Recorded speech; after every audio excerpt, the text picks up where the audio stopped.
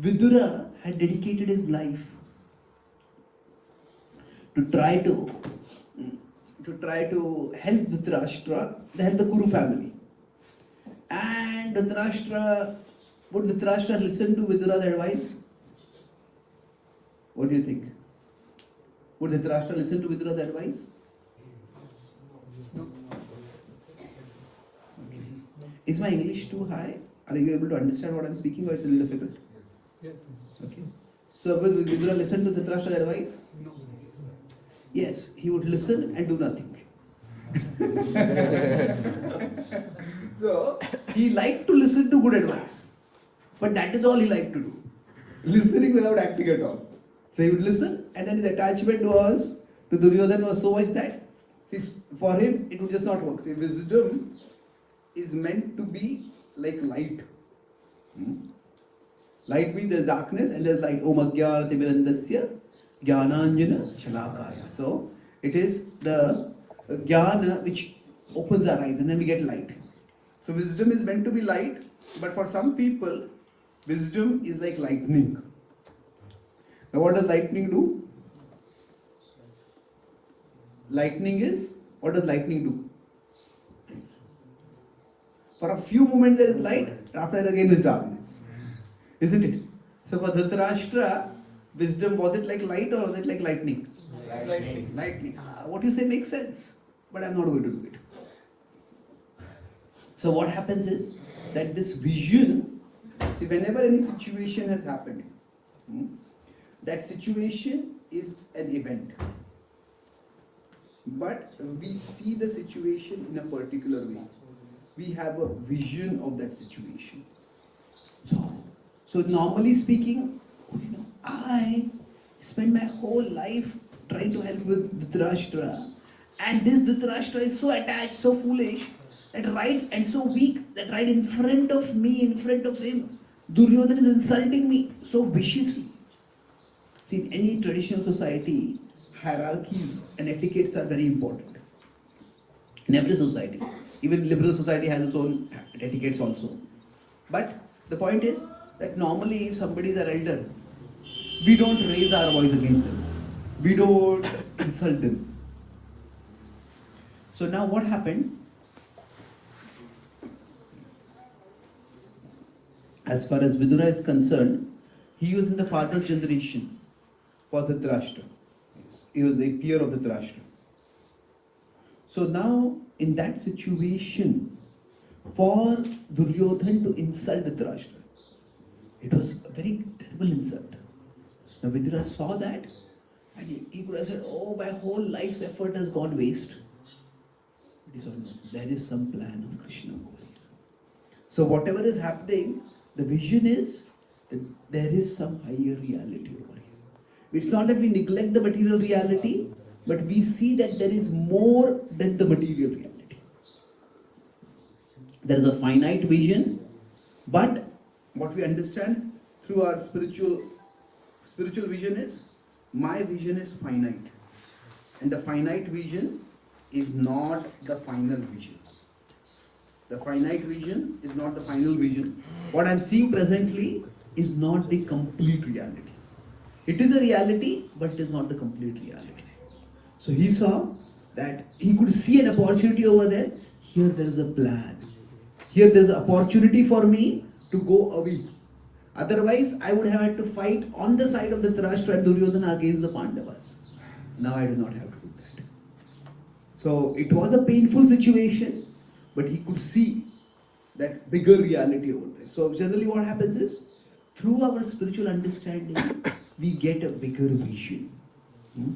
That bigger vision is very important for us. So let's look at the next paragraph now. Who would like to read the next paragraph?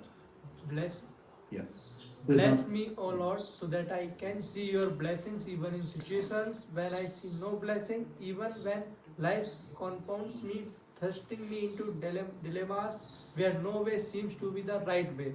Let me remember that there remains one right way for me, one that nothing in the world can ever take away from me. That right way is to turn to you, O Lord, who can find a way through even the messiest of situations. Yeah. So, one of the. So, we talked about what is the acronym we were discussing? Yeah. So, spiritual solutions via spiritual means. So, when we say spiritual solutions, we are not rejecting or replacing material solutions. That it is that we have a spiritual vision when we apply the solutions. So, vision is more in terms of how we see. So, if we consider, if I am here, vision is in terms of how I see things. Then inspiration is more internal. It is, okay, how do I approach the situation now? How do I uh, assume, how do I uh, decide to tackle the situation? So, in general, so I was talking with this, as I started this question, so I told this young devotee's son, who is also a devotee, I said that, you said that the technology is what is the solution. I said, is the West more technologically developed than India? He said, of course. But are people in the West peaceful or joyful? He said, that's subjective. We can't say that. He said, who uses more antidepressants? Is it India or is it the West? He said, oh, people have more money, so they use more antidepressants. Indians had money, they would also use it. I said, okay, be true. But that raises the question, if you have money, and if money is material and material things can make us happy, then why do you need antidepressants? Isn't it? So, the fact is, something vital is missing in life. If we take the purely material vision of history, the idea is that in the past, life was much more difficult. Let's not go into Satyuga, which is very, very remote past, but if you look at 200 years ago, 200 years ago, 500 years ago, life was much more difficult. None of the technologies and facilities and utilities that we have were there. There's no electricity, there's no cars. So physically life was much more difficult. And now, physically, relatively speaking, life is much more comfortable, isn't it? And yet, it's ironic that we are all, as biological beings, we are designed to survive. And we are, if you consider that we humans are also animals at one level, we are biologically designed for two main things: surviving and reproducing. Now, ahar, nidra, bhai, maithunam cha, we talk about that. So now, the the eating is for surviving, the fearing is for surviving, and then sleeping is so that we can survive, we reproduce. That's biologically what we're programmed for. So, in the past, when life was much tougher, and now, at least in the physical terms, life is much easier now. And yet, in the past, we don't hear of people committing suicides in mass. Now, more and more people end their lives. If life is more difficult, if life is easier now, then why are more people committing suicides? So the thing is that we don't just need material things for survival.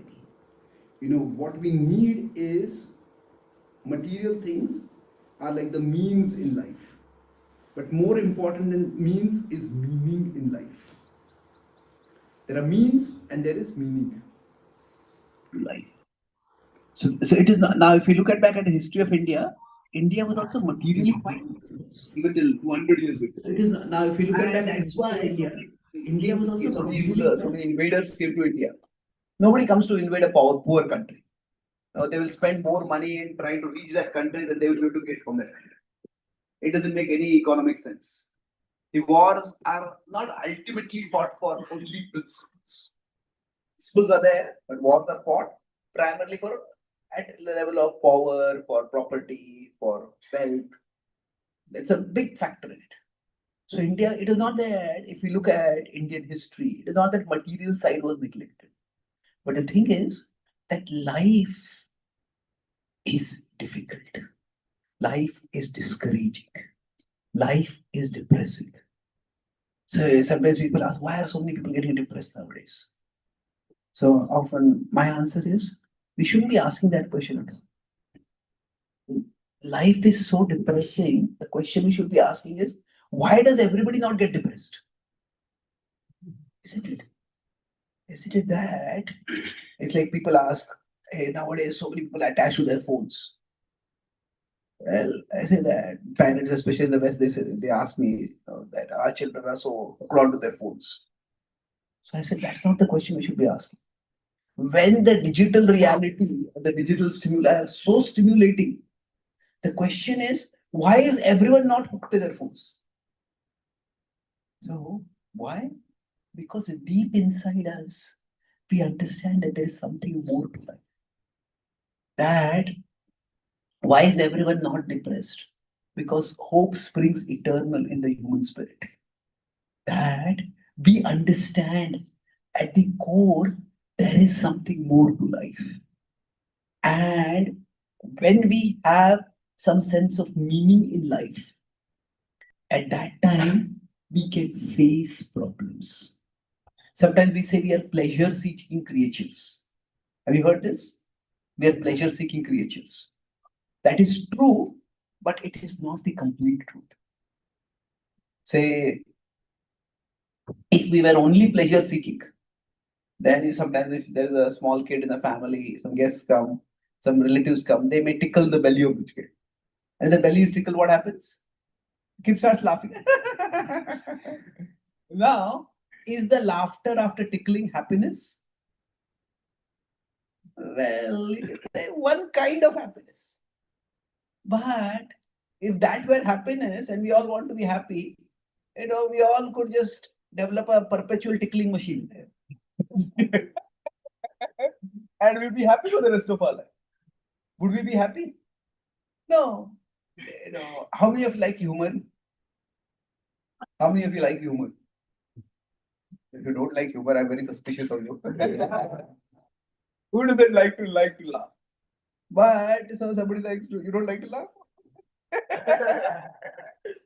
So humor is a nice thing. So somebody says, okay, there's a comedy show. Let's watch it. Now, okay, if we are bored, we might just look at 5 minutes, 10 minutes, half an hour.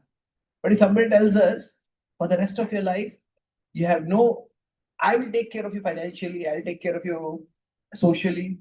You don't have any obligations for the rest of your life. Just sit and watch comedy shows. Would you want to do that? Nobody, maybe for half an hour, 1 hour, if you're really fed up for a whole weekend, we might just watch binge on comedy shows. But after that, even laughing will become boring, isn't it? So I want to do something in my life. So even if somebody says, I'll take care of your food, you can sit in a comfortable house, you don't have to worry about money. Still, I want to do something. So what happens is, we don't just want pleasure. We want meaningful pleasure. So the Atma is Sat Chit Ananda. So Sat is, first we want to survive. Why? Because survive is a basic feature of the soul. Because the soul is eternal, we also want to live on. And then Chit, because the soul is conscious, we want to make sense of things. We want meaning in life. Because the Atma is conscious, we seek meaning. And then the Anand is the character of the soul, that's why we seek pleasure. But the fact is, this is the sequence. We may want pleasure, but if pleasure comes without meaning, we'll get bored by it, we get frustrated by it. What we need is meaning in life. Okay, it has to matter, it has to count, it has to have some value. Otherwise, it's tickling and being laughing and being happy, or watching comedy shows and laughing and being happy. It's meaningless. So the idea is, what has happened? Technology has provided us not ananda, but pleasure at the level of dopamine hits. Now you watch something and you feel a bit stimulated. We got some dopamine hits. You've heard this word dopamine? So when we surf something, we see something, we feel a little stimulated. So technology provides pleasure, but that same technology today, it has taken away meaning from us. That's why we use the word mindless browsing. What is the point of it all?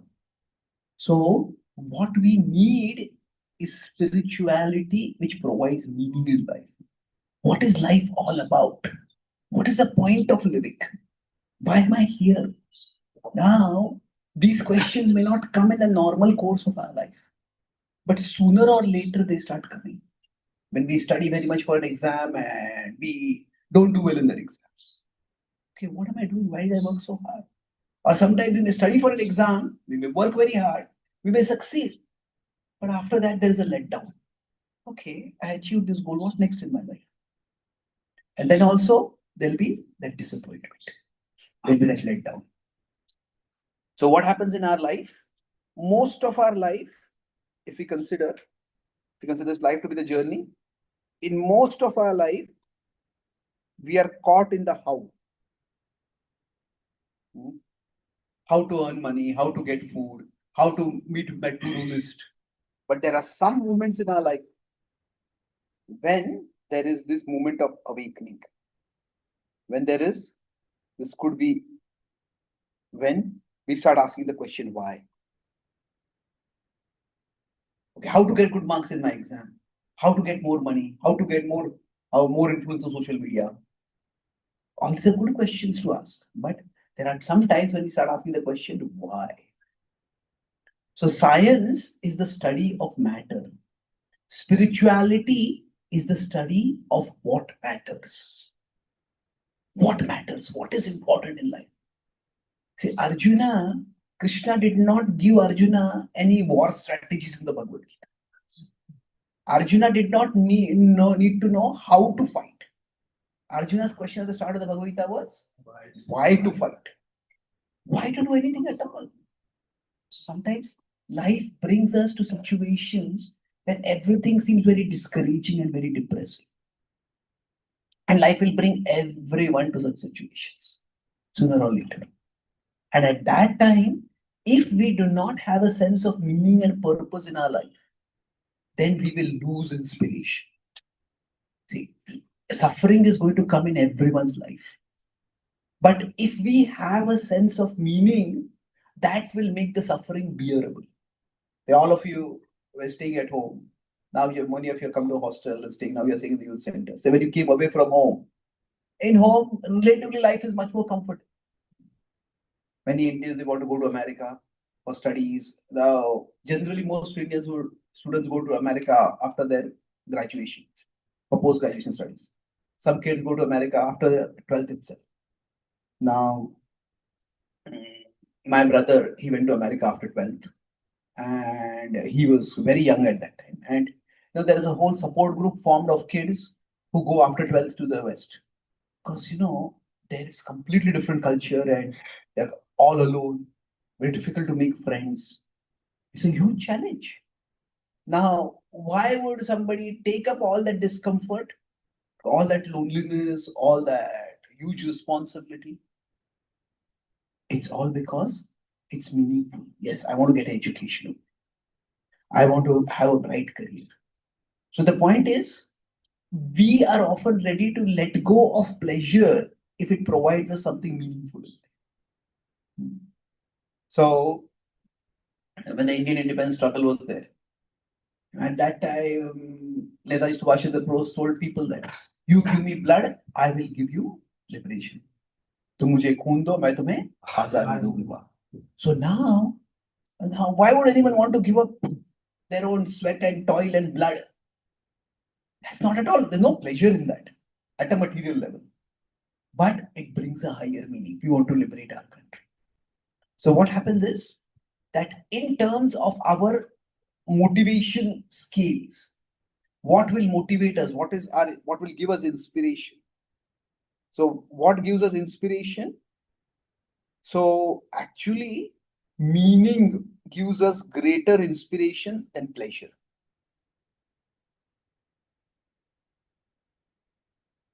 Meaning gives us greater inspiration than pleasure. So that's why I said that, why is everybody not addicted to their phones? Because phones, it gives some stimulation.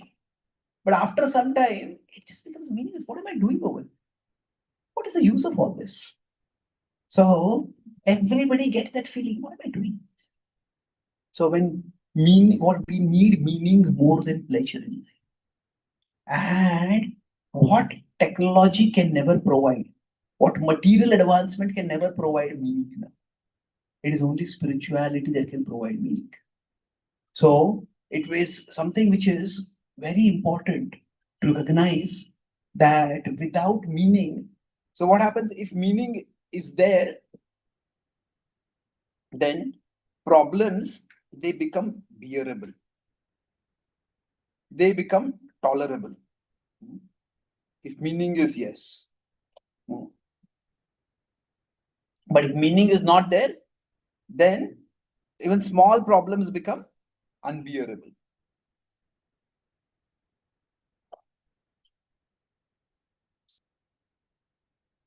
So suppose you're going to meet a friend, and that friend is a very close friend. Now there is a that friend has a lot of relatives or other friends you don't like so much. But maybe this friend's birthday is there, this friend's wedding is there, and you go there because you want to be with that friend. But suppose you're going to a social event where nobody you like. Now you say, why am I here? What is the point of it all this, isn't it? So now, for the sake of that friend, even if we are surrounded by some people who are now we don't like so much, that discomfort, that displeasure becomes bearable. So one of the biggest lackings in modern society is that while technology has provided a lot of comforts and a lot of pleasures, it has taken away meaning from life. It has made life meaningless for people. And that is a huge loss. What am I living for? If ultimately I don't believe, that there is no God, there is no soul. See, atheism. See, one of the biggest, there are various arguments against atheism. There are philosophical arguments, but there is a psychological argument. The strongest psychological argument of atheism is that atheism does not remove the problems of life. Whether you're a devotee or a non-devotee, materialist or spiritualist, theist or atheist, everybody will grow old, everybody will get diseased, everybody will face the Trividatapa. But what atheism does is, atheism does not remove problems, it removes the hope that the problems may have some purpose. Atheism does not remove problems. Everybody will have to face the same problems. It removes our hope that these problems may be a part of some higher plan.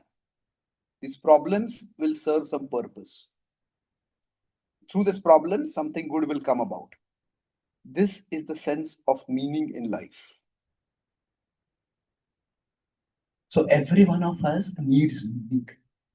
And as students, all of you are now practicing spirituality. The spirituality gives you a greater vision that you are not just alone. Mamaivamsho jiva loke jiva bhutaha sanatana. I'll give a practical example of what meaning means in this context. Say, when Krishna says, you are my part, you're always my part. What this means it at a philosophical level, it is, you are my part, or I am a part of Krishna. Now, what it means at a psychological level is that means I am a part of Krishna's plan. And I will always be a part of Krishna's plan. So like say, now the T20 World Cup is going on. So if a player is selected in an Indian cricket team. Now, if you are a part of the Indian cricket team, then you will have a part in the Indian cricket team. Isn't it? I am a part means, let's put it another way. I am a part means I have a part.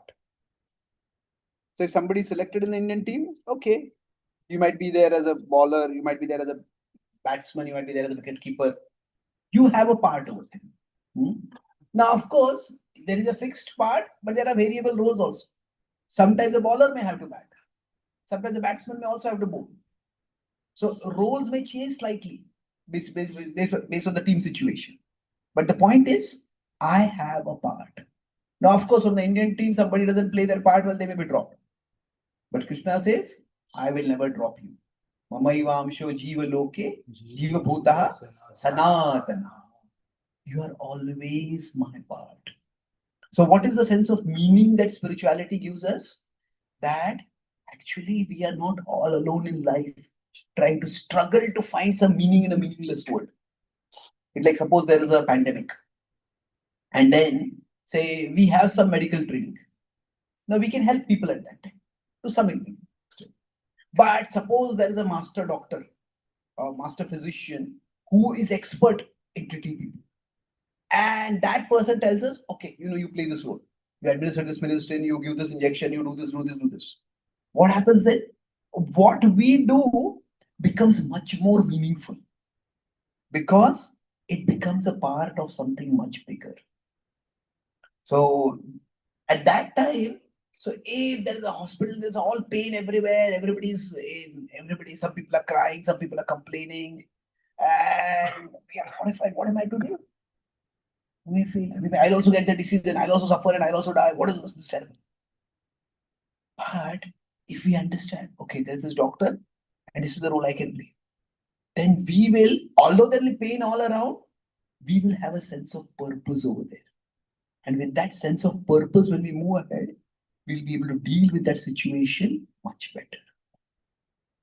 So spirituality provides us that sense of purpose in life, that sense of meaning in life. There was many prominent atheistic philosophers were there. You can call them philosophers. You can call them philosophers. Philosophers mean the sophistry of fools, the false logic of fools. Their philosophy is extremely negative. So there was one atheistic philosopher, he said, life is suffering. And the more you try to remove suffering, the worse it becomes. I may say, hey, this is Bhagavad philosophy, isn't it? Dukkha ushadam tadapi dukkham. But no. Third part is, therefore, the only philosophical question worth asking is whether to commit suicide today or tomorrow. Okay. Life is suffering. Whatever you do will only make the suffering worse. Therefore, whether to commit suicide today or tomorrow. It's a very dark way of looking at life, isn't it? So that sense of meaninglessness, it just grips so many people.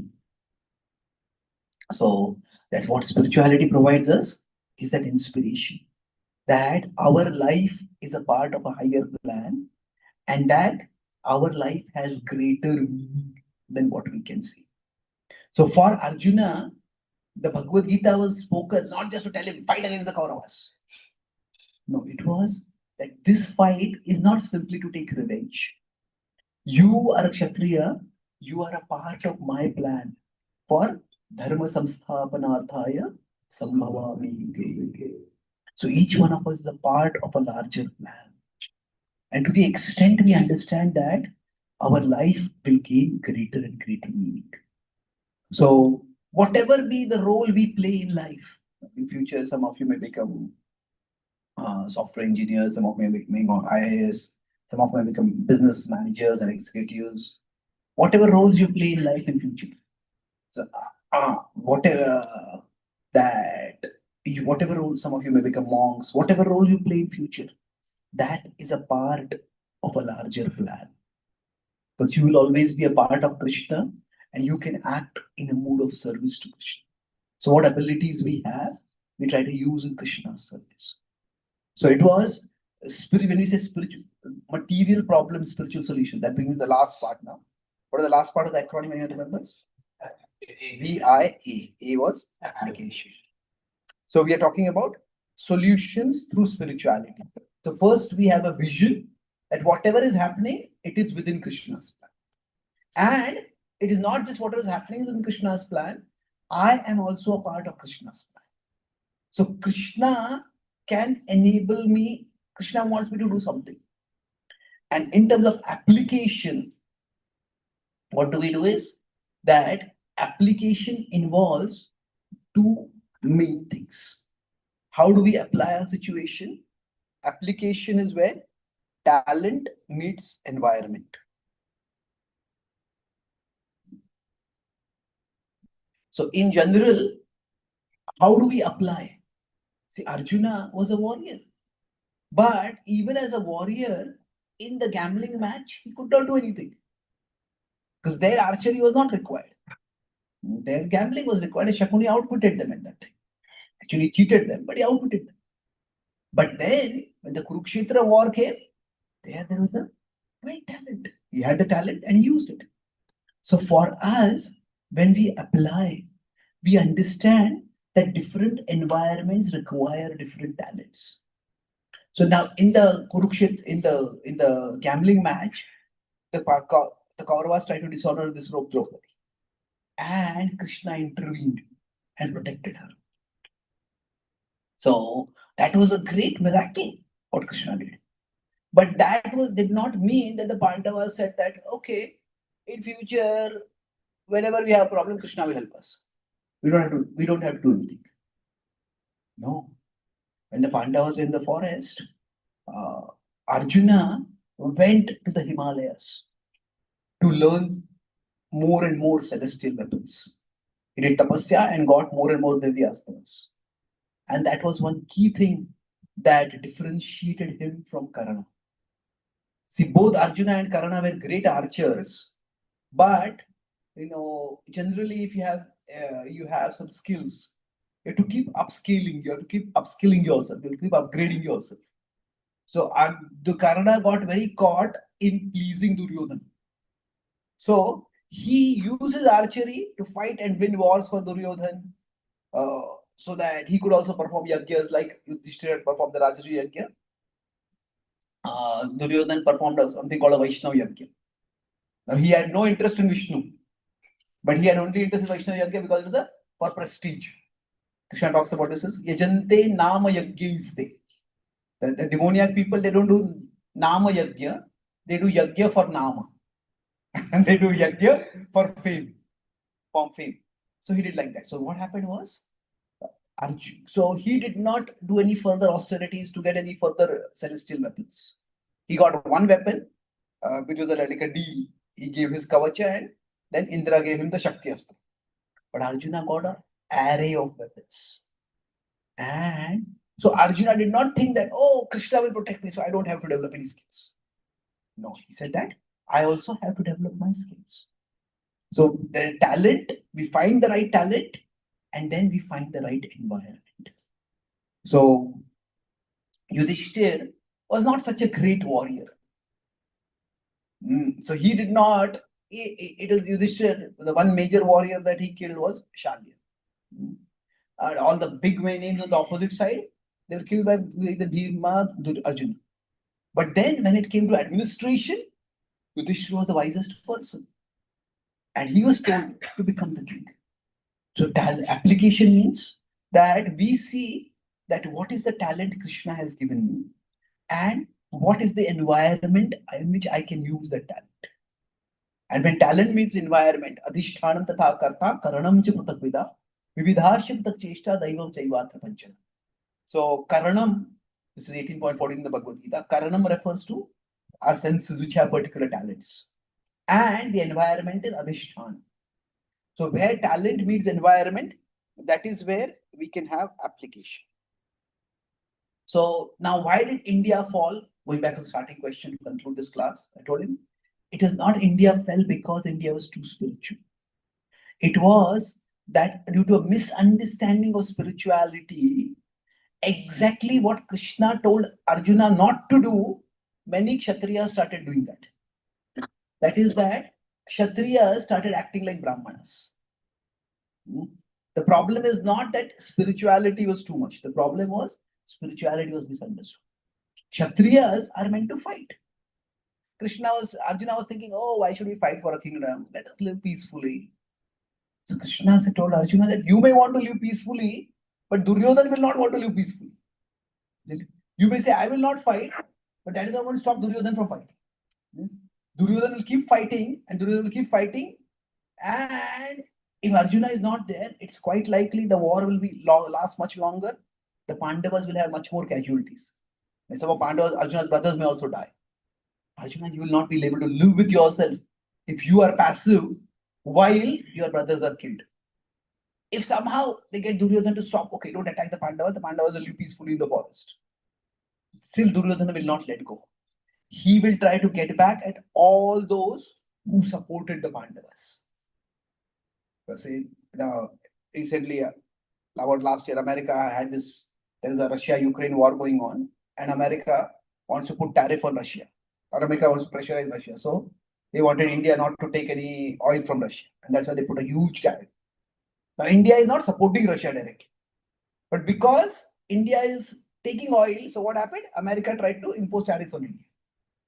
So the idea is that Duryodhan would not just get back at the Pandavas, Duryodhan will try to get back at all those who supported the Pandavas. Because before the war, what would happen? What was happening was both sides, the Pandavas and Kauravas, were seeking allies.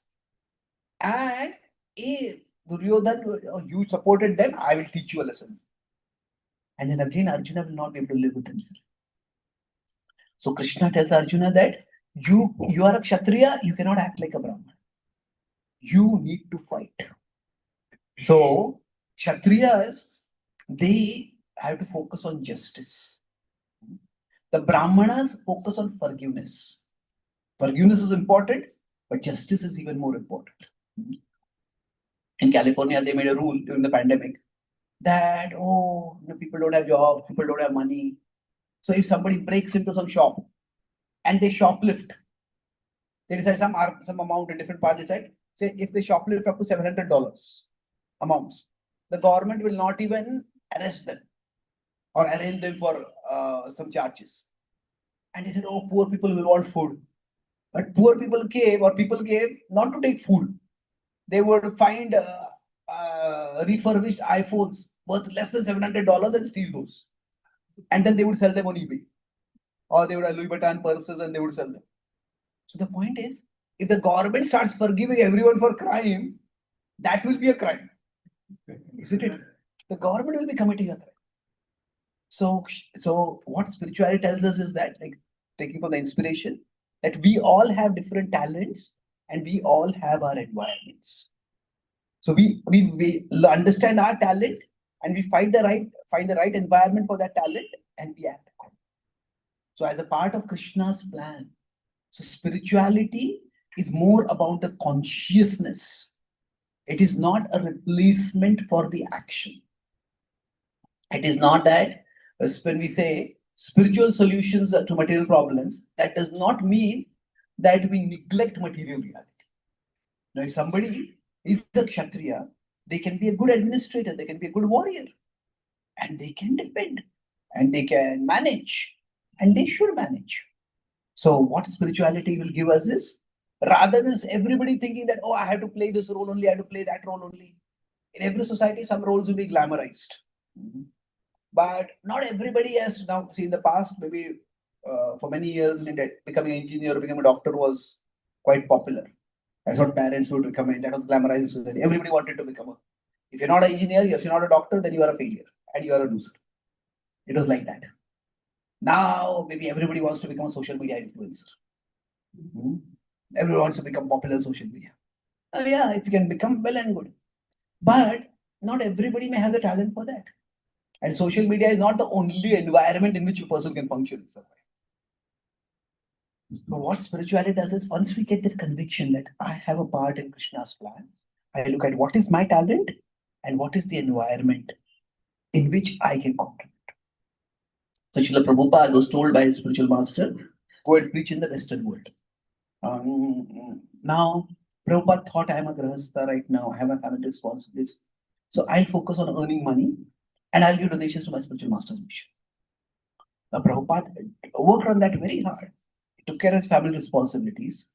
But eventually, what he found was that his talent, Prabhupada, even when he was a pharmacist, Prabhupada would, while talking, giving pharmaceutical medicine, start having philosophical discussions with people. Because by nature, he was a teacher. So the talent was for teaching.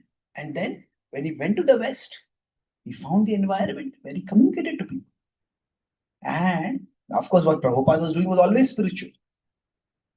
Even when he was working as a pharmacist, even as a grahastha, he was still in a spiritual consciousness. But in terms of application, when the talent and the environment came together, that's when there was a dramatic transformation. The outreaches dramatically worked. So spirituality gives us that clarity by which we can understand what is my talent and what is the environment I can act in. And every one of us, whatever be the talents we have, we can find the right environments by our spiritual clarity, and then we can contribute in future in a way that is meaningful. So I'll summarize. Our topic was material problems and spiritual solutions. So what it does not mean and what it means.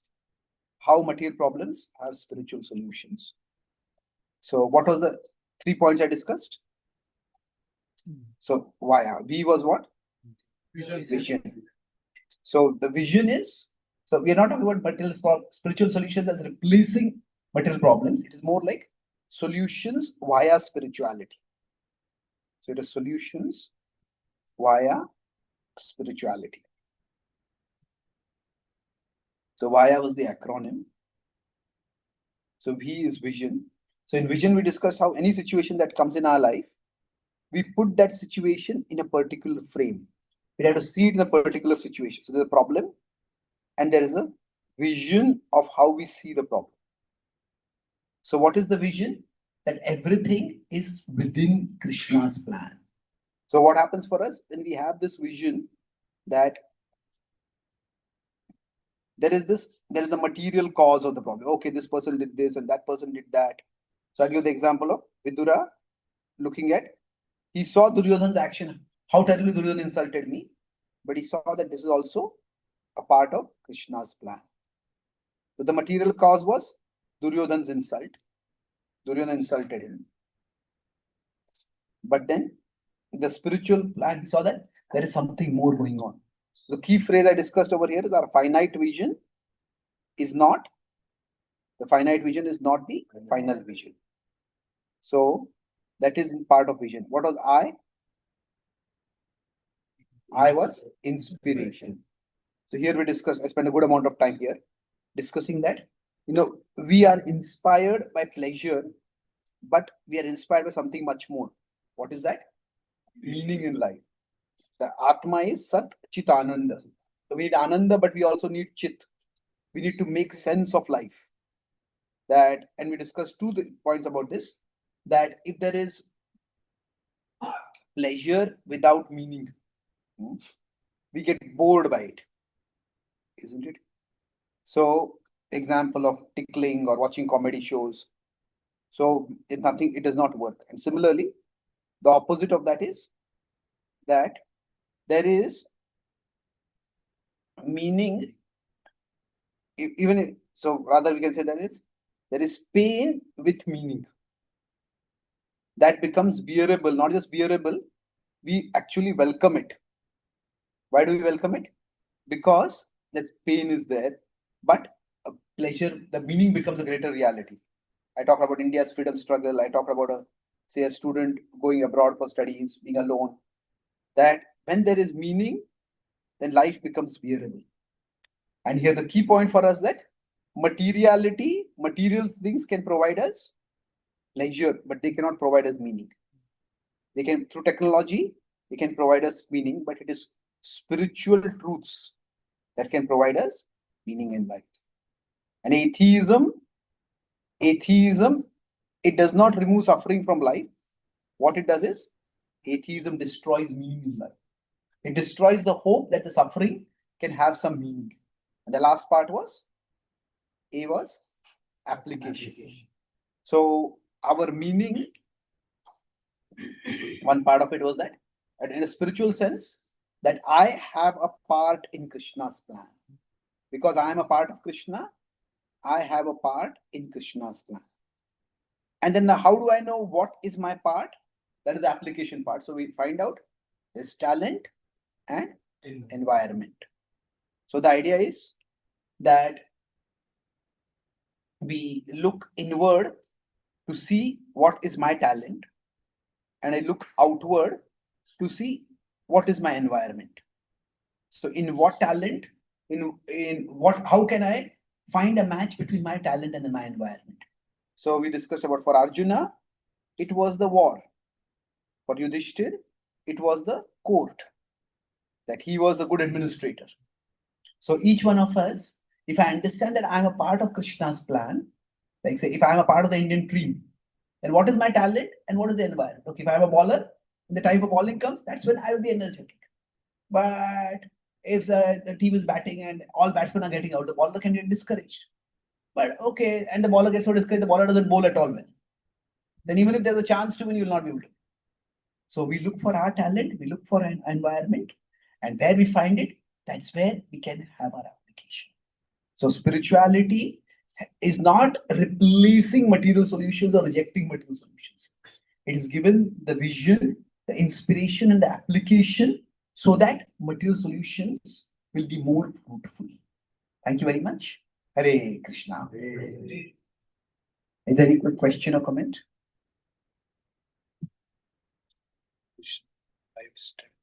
Okay.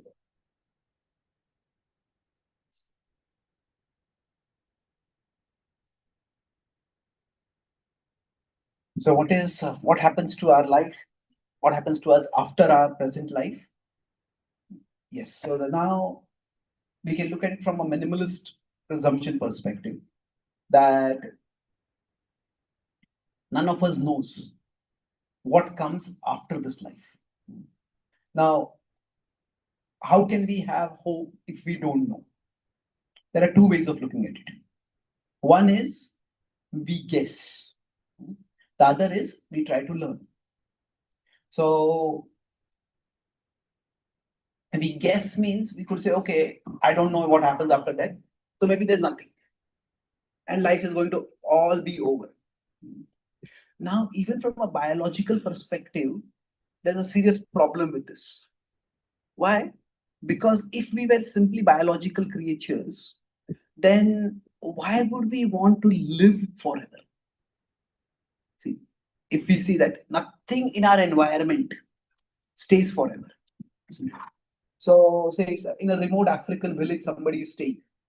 Some kid is there in a completely tribal village, there's no internet, no social media, no phones. And that kid says, Mommy, I want a pizza. And the mother says, what is a pizza? How do you know what is a pizza? See? If there's nothing in the environment to have inform the child about a pizza, how would the child get the desire for the pizza? So, if there's nothing in our environment that lives forever, people around us don't stay, the buildings don't stay, even the mountains don't stay forever, the trees don't stay, nothing stays forever. Why do we have a desire to live forever? So that desire is not coming from our environment. It is not coming from outside, then it must be coming from somewhere inside. So the very presence of that desire to want to live, it is against biology, it is against sociology, the way society is around us. So where does it come from? So if there is such a deep-rooted longing to live and live on and on, could there be some truth for it? So by our logical inference, we can also be open to the possibility. And what reason points us towards, what logic points us towards, revelation gives much more clarity about it. So what the Gita explains is each one of us is a soul, and we are spiritual beings. And the soul goes in future based on the kind of desires it cultivates.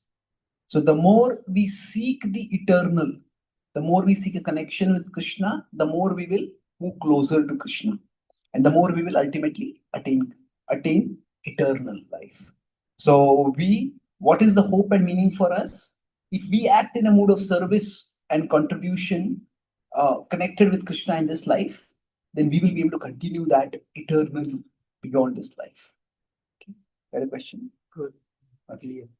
Okay. Any other one or two quick questions before we finish?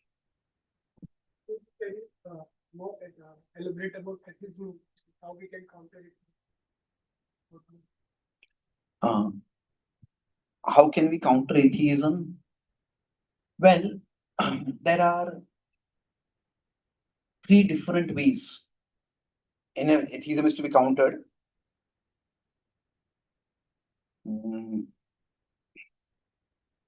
One is at the level of science. Second is at the level of morality. And the third is at the level of history.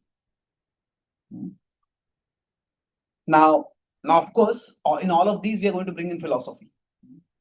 Now, at the level of science, many people say if you're scientific, how can you believe in God? You should be atheist. That's their idea. Well, that's one way of looking at it. But the point is that how science and spirituality are presented. Sometimes we spiritualists also make a mistake. We say, oh, this is so complicated, this cannot have come by chance. Therefore, there must be God. So we often present God as the explanation for the unexplainable. That this is so complicated, it cannot be explained, therefore God must be there. But that is a terrible mistake. When we present God as the explanation for the unexplainable, then atheists can always say in future science will discover it, a science will explain it. But the point is, God is not the explanation for the unexplainable. God is the explanation for explainability. What do you mean by explainability? That science tries to discover what laws the universe works according to. When Newton felt the apple fall on his head, and he wanted to know, okay, what made the apple fall?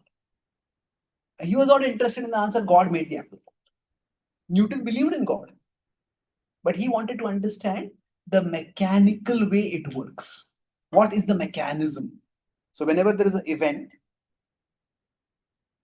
there is a mechanical explanation, mechanism by which it works. But beyond that, there is a higher personal explanation. Personal means a divine, devotional explanation.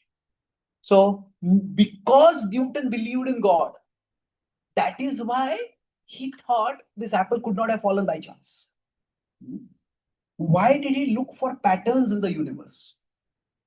Why did he think that this apple could not have fallen by chance? If the universe has come by unguided natural processes, and even our mind has evolved by unguided natural processes, then why should the universe work according to laws of mathematical precision that our mind can compute? So this is very important. That's why the design argument, when we use, we have to use it very carefully. It is not, sometimes we say God is, design requires designer and law requires lawmaker.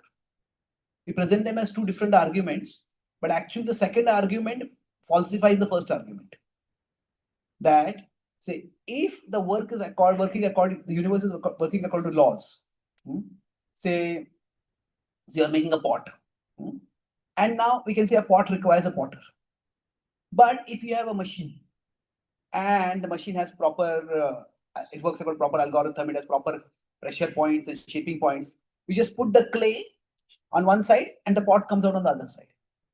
So the design of the pot does not come from a designer. The design of the pot comes from an algorithm, comes from a program, comes from a law. That now we can say the law comes from a designer, and that is true. But the design is itself not coming from the designer. And the design is coming from a law, and the law is coming from a lawmaker. So what is happening is, when somebody starts saying, what if we start saying that, hey, this design is so complicated, it could not have come by chance. Now, if science comes up with a mechanical explanation for how it happened, then God is ruled out. So God is not the explanation for the unexplainable. It is, okay, this pot is very well designed. If it has come from this particular machine, then where did that machine come from? So the point is that we are not saying that God's existence is in contradiction to science. God's existence is the foundation for science. That, see, science begins with the assumption that the universe works according to certain laws. So why does science have that assumption? Now, what is the basis of that assumption? So in that sense, actually, if there were no God, there would be no science. Because if there were no God, the universe could just be functioning completely randomly. So the fact that the universe works according to laws is the strongest indication that God is the foundation for science. So this is where I think atheists have lost the argument many times, because we try to position science as opposed to God. So it's the mechanical explanation and the personal explanation both go together. They explain at different levels. Say there's an India-Pakistan cricket match and there is a final ball and a sixer is needed. And Virat Kohli is batting and he hits a sixer. And then at the end of the post-match, everybody is celebrating the post-match interview. They ask, okay, how did you hit that sixer? And Virat Kohli says, by Newton's laws of motion. Now, is that correct? Well, yeah, you could say the ball came at this pace, he swung the bat at that space, and the ball and bat hit each other at this angle. If that had hit at the top, then the ball would have ballooned up and the fielder would have caught it. That's true. But is that the explanation we are interested in at that point? No, the explanation would be a personal explanation. Okay, the ball bowled a bouncer. Did you anticipate a bouncer? Did you expect a Yorker? Had you practiced a hook shot? So now mechanically it is true. Okay, hit the ball in a particular way with a particular force. So the mechanical and personal, both explanations can coexist. So God is not a replacement for the mechanical explanation. God is the foundation of the mechanical explanation. So this is the strongest argument for the existence of God that I found. So science supports that. Now, in terms of morality, see, one of the biggest, strongest argument that atheists have is that why do bad things happen to good people? If God were good, why is there so much evil in the world? Have you heard this argument? So I was asked this argument once in America. He says, why do bad things happen to good people? So I told him, why should bad things not happen to good people?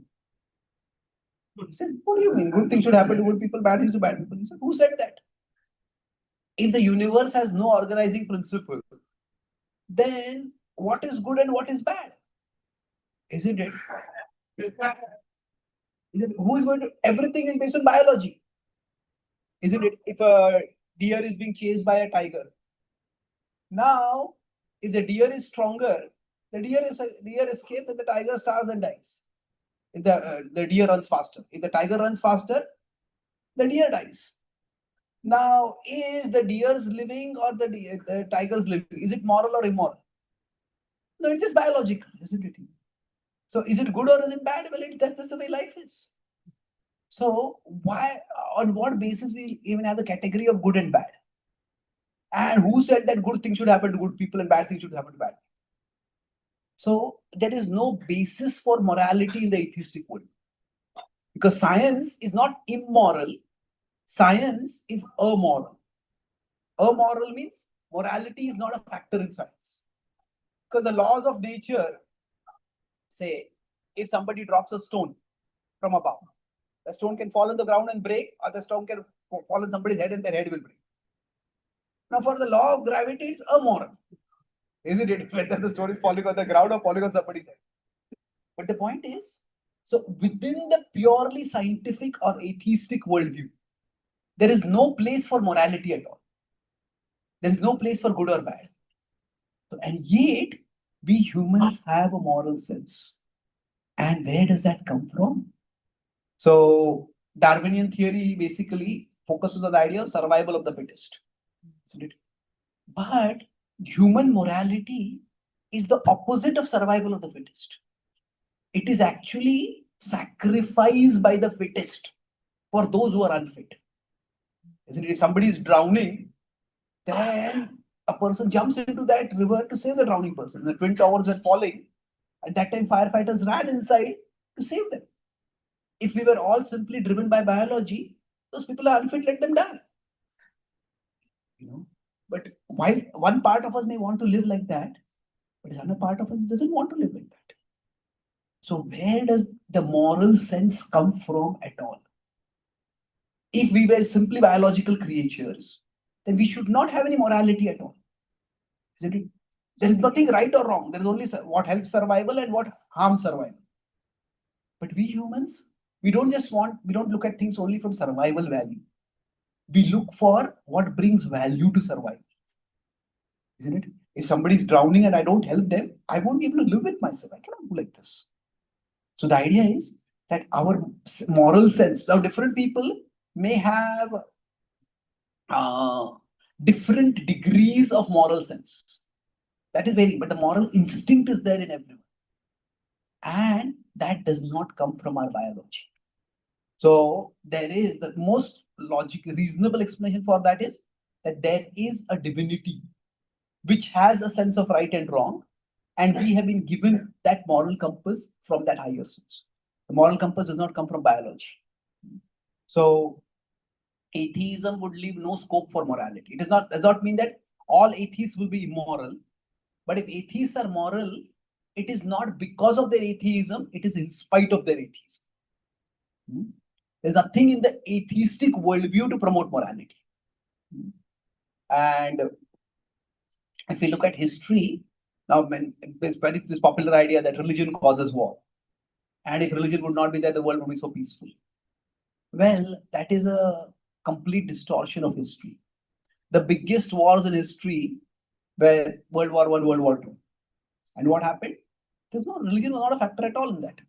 The war was caused by greed for power and ambition. If you look at history, the only time, or the time when the atheism was officially ruling the world was during the communist rule in China and Soviet Russia. And what happened? 100 million people were killed. Most people don't know what is the history of Soviet Russia.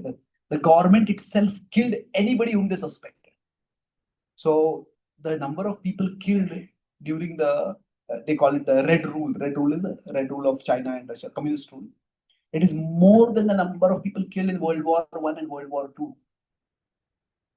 So when there is no understanding that there is a higher governing principle, then the lowest instincts in humanity can come out and people can do horrible things. And that is the verdict of history. So I think the strongest argument is simply from science. Now, different people may find different arguments helpful. And ultimately, the judgment has to be done in every human head and human heart individually. But overall, it requires faith to believe in God. It requires far greater faith to believe that this whole world exists without any organizing principle. Okay. So theism requires faith, atheism requires greater faith. Okay. Thank you. So we'll stop here. Okay, the last question. Yes, please.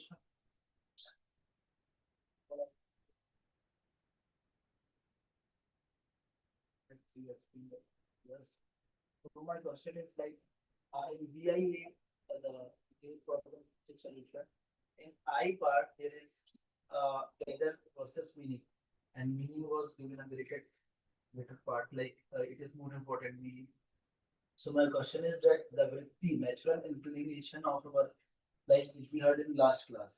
So meaning has some connection with vritti, like the whole cosmic manifestation is arranged in such a way like which our vritti should the meaning of life is to understand our vritti and according to work, or this will gradually manifest, or we have to do a hard endeavor to understand that.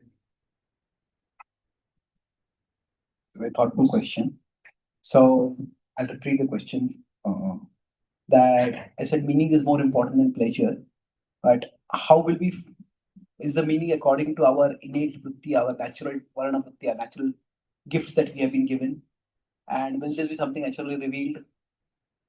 Well, meaning has two distinct aspects to it. There is universal meaning and there is individual or personal meaning. So the best metaphor, Vedanta Deshika uses this in 11.28 Bhagavad Gita purport. He says, Yatha nadinam bhavam bhuvega samudrameva vimukha dravanti.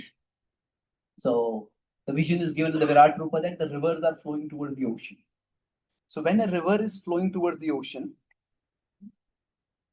the example is that each one of us is like a soul. The soul is like a river, and the ocean is Krishna.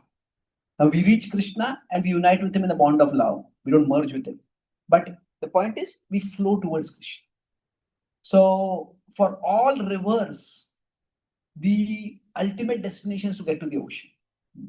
So in that sense, all of our lives have one universal purpose that applies to everyone, that we all ultimately meant to reach Krishna. But at the same time, each river finds its own way to the ocean. If we consider the Brahmaputra river, it just goes straight and then suddenly it almost 90-degree turn it takes and it comes. And while the river is going toward the ocean, it provides life-sustaining water for so many life, life forms. So like that, each one of us, while we are going towards Krishna, along the journey, we are meant to do good to others. And we find each river has to find its own path towards the ocean. There may be a bed along which it flows, but it may get blocked. So that means there is individual meaning. So there's a universal meaning that has to be understood from scripture. But there's an individual meaning that has to be discovered.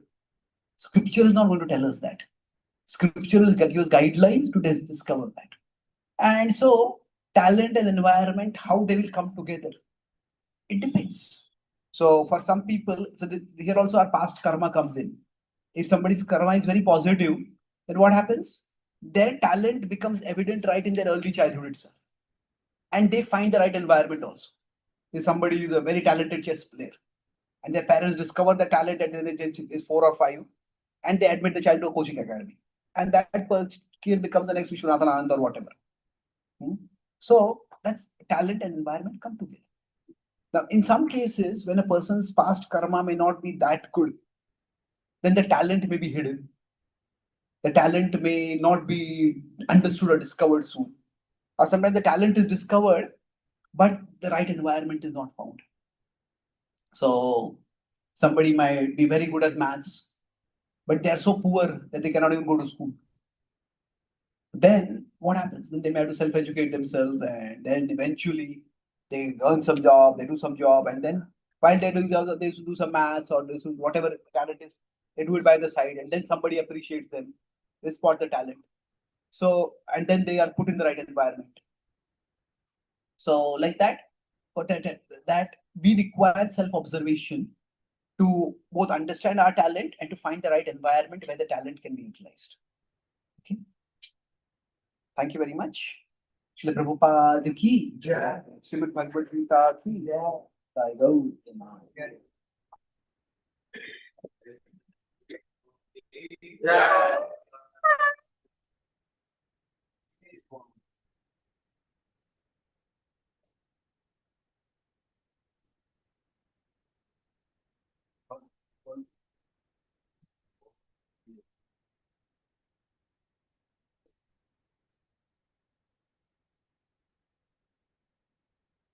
Hare Krishna. Hare Krishna. How was the lecture?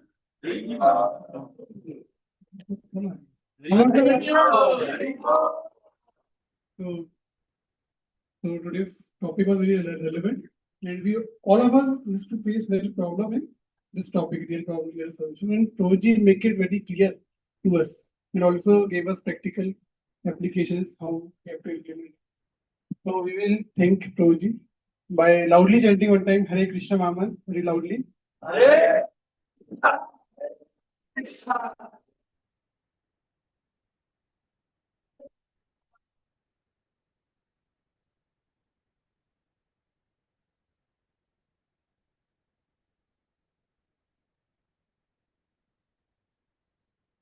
So I have a few books here.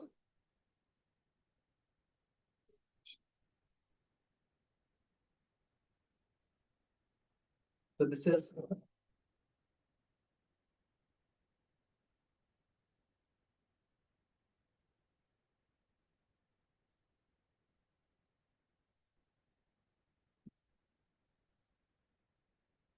The Prabhupada wanted that we have a living tradition of bhakti. So he told his disciples and his followers to also share the wisdom by speaking and by writing. So this is wisdom from Ramayana on life and relationships. There are about 20 incidents from the Ramayana. So I want to talk about material problem, spiritual solutions. So how does spiritual consciousness help? So how did Mantara get manipulated? And how can we